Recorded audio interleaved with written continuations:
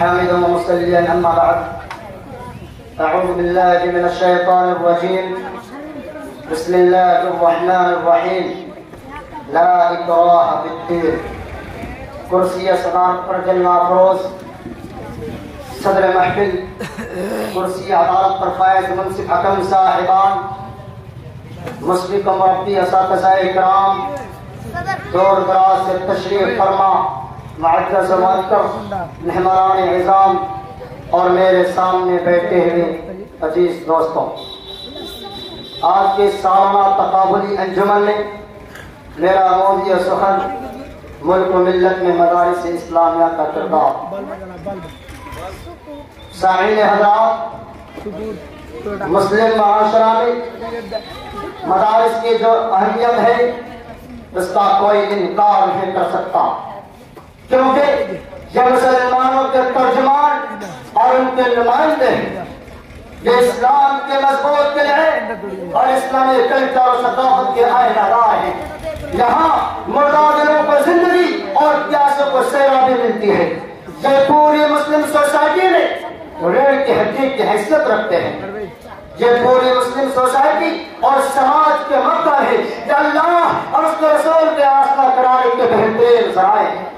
یہ تعلیمی سینٹر ہے جہاں سے ایسے مصلحین و مبلغین تیار ہوتے ہیں جو خیرکم من تعلم القرآن وعلمہ کے سچے تصویر ہوتے ہیں۔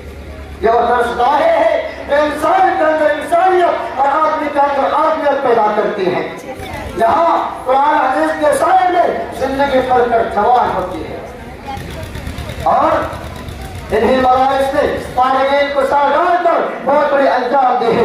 امر بالمعروف و نہی عن المنکر اور بلغوا والآیہ جیسے عام فریضہ پر انجام دیتے ہیں۔ یہ وہ تعلیمی مراکز ہے جو صرف انسانی آبادی ہی نہیں بلکہ اسلامی آبادی ہی نہیں بلکہ انسانی آبادی میں بھی تعلیم کو پھیلاتی ہے۔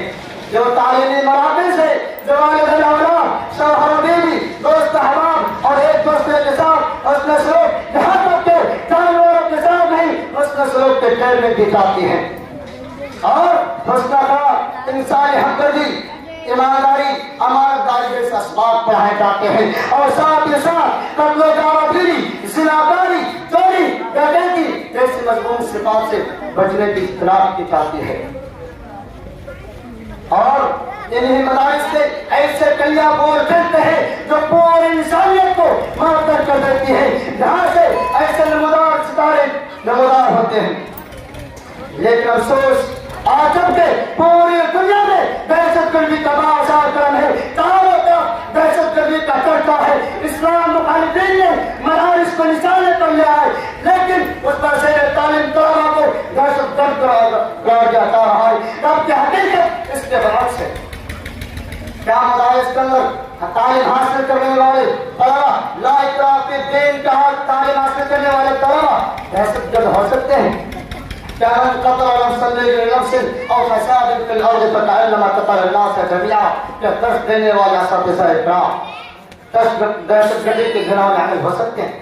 واضح رہے اسلام سے اچھا مذہب کوئی نہیں ہے، اور اسلام اور قرآن حدیث کا تعلیم نہ تو دہشت گردی سے کوئی تعلق ہے اور نہ انسانیت کا خلاف ہے۔